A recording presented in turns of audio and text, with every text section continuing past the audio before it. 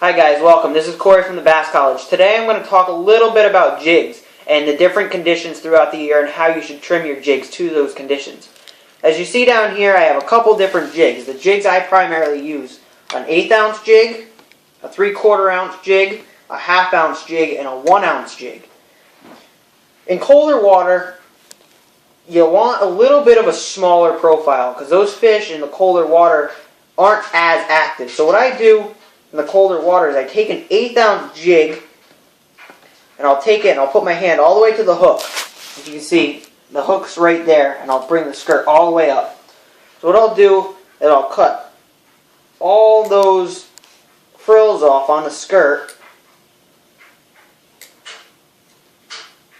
and get them all pretty even with the hook.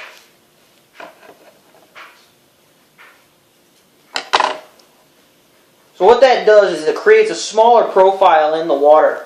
So when that's in the water, and say you're flipping it up underneath of a dock, or you're throwing it at a dock, or you're throwing it anywhere you pretty much will want to throw a jig, that will create a smaller profile and it'll make a puff. It'll puff up. I call it the puff jig because it's smaller and more compact, and it'll make the fish want to bite it a little bit more. So when the water's warming up a little bit, I'll change to a 3/8 ounce jig, especially if I'm flipping docks. Flipping docks in the summertime is huge anywhere you go throughout the country. What you want to do then is you'll want to do sort of similar the same, but you'll want to trim it just a little bit more. You'll want to leave about maybe a centimeter more so it creates more of a puff. It's a bigger profile bait. The fish will eat it a little bit better in the summertime because they're not as afraid, not as skittish. They want something to eat. Say now you're going to the wood. Alright, the wood, fish in the wood don't really pay attention as much, I think, to size as they do a reaction bite. When a jig goes into the wood, you say you're flipping or pitching a jig into the wood, it hits the water, it goes down. The fish aren't gonna really pay attention to it, they're more going to react to it.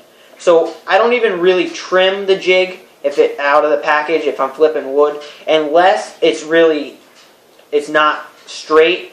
I always like for my skirts to be straight in some way. I don't like them to be bunched up or longer strands than the other. It's just not, it doesn't flow right in my book. It doesn't feel right.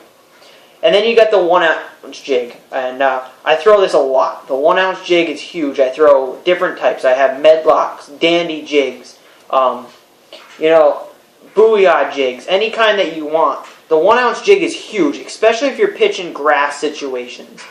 And with the 1 ounce jig, I've always noticed that you want to do the same thing that you're doing with the 1/8 ounce jig. Now, I do that for one reason. The reason is you're always going to have a bigger trailer on the back. 90% of the time you're going to have a bigger trailer on the back of your jig. And that's going to allow for more of a flash anyways. Second, the 1 ounce jig is a reaction strike. Always going to be a reaction strike unless you're yo-yoing it. But 90% of the time those fish will hit on the fall. So what you want to do is you'll always want to trim that up pretty close to the hook, and you'll always want to just put a big crawfish on the back. So that's how I pretty much fish my jigs. That's how I trim my jigs. We'll come back to another session of over here on the Bass College soon. I'll talk to you guys later. Bye.